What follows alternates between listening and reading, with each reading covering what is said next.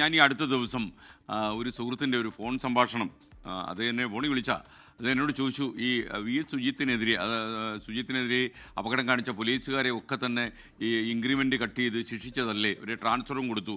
അപ്പോൾ നിങ്ങളെന്തിനാണ് ഈ സുജിത്തിൻ്റെ കാര്യം ഇങ്ങനെ വാതോരാതെ പറഞ്ഞുകൊണ്ടിരിക്കുന്നത് എന്ന്. ഞാൻ ഇങ്ങനെ ഈ മർദ്ദിക്കാൻ താല്പര്യമുള്ള എല്ലാ പോലീസുകാരോടുമായിട്ട് ഒരു സത്യം പറയാം. ജീവിതത്തിൽ ഒരിക്കലെങ്കിലും നിങ്ങളുടെ കവിളത്തൊരാൾ അടിച്ചിട്ടുണ്ടെങ്കിൽ അതിലൂടെ നിങ്ങൾക്കുണ്ടാകുന്ന അവഹേളനം നിങ്ങൾ ജീവിച്ചിരിക്കുന്ന ഒരു കാലത്ത് മറന്നുപോകില്ല. അതായത് ജനമധ്യത്ത് വെച്ച് ഒരാളിൻ്റെ കവിളത്ത് ആഞ്ഞടിച്ച പോലീസുകാർ, ഇത്രയധികം മർദ്ദിച്ച പോലീസുകാരൻ ഒരുപക്ഷെ കുറച്ച് കഴിയുമ്പോൾ ഒരുപാട് പുതിയ സംഭവങ്ങൾ വരുമ്പോൾ അയാളിത് മറന്നുപോകും. എന്നാൽ ഇതിന് വിധേയമായ ഇരയുണ്ടല്ലോ, ഇരയ്ക്കത് ഒരിക്കലും മറക്കാൻ കഴിയില്ല. അത്ര ആഴത്തിലുള്ള അവഹേളനമായിരിക്കും അയാൾ സഹിക്കുക. അതുതന്നെയാണ് ഈ സുഹൃത്തുക്കൾക്കുള്ള മറുപടിയും. ഇത്തരം സംഭവങ്ങൾ കേരളം പോലൊരു സാക്ഷര സംസ്ഥാനത്ത് ആവർത്തിക്കാൻ പാടില്ല.